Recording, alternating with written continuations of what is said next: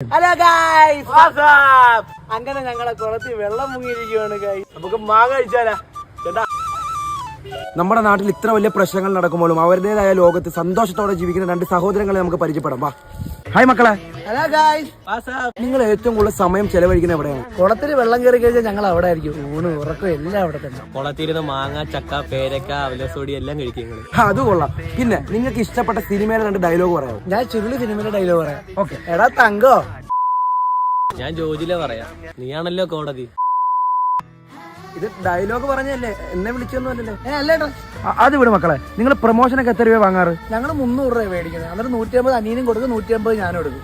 Okay. ഇനി നിങ്ങൾക്കായിട്ട് എന്റെ കയ്യിൽ കുറച്ച് ഫുഡ് ഐറ്റംസ് ഉണ്ട്. നമുക്ക് കുളത്തിൽ പോയി കഴിച്ചാലോ? തുടങ്ങിക്കോ. ഹലോ ഗൈസ്, ഞങ്ങൾ ക്രീം ബണ്ണ് കഴിക്കാൻ പോവാ. നിർത്ത്. എടാ മക്കളെ, നിങ്ങൾ ക്രീം ബൺ കഴിച്ചിട്ടില്ല. ഓക്കെ, അതേ കണക്ക് ചെയ്യും. മനസ്സിലായോ? അല്ല, ഇത് കഴിച്ചിട്ടുണ്ട്. എടാ കഴിച്ചിട്ടുണ്ടെങ്കിൽ ഇല്ലാന്ന് പറഞ്ഞാൽ മതി. മനസ്സിലായോ? വാ, ഒന്നുകൂടെ പോവാം. എടുത്തോ. ഹലോ ഗൈസ്, ഞങ്ങൾ ആദ്യമായിട്ടാണ് ക്രീം ബണ്ണ് കഴിക്കാൻ പോകുന്നത്. ശരിയോ? അയ്യോ, നമ്മള് കണ്ടിട്ടേ ഇല്ല. ആദ്യമായിട്ട് ക്രീം ബണ്ണ്.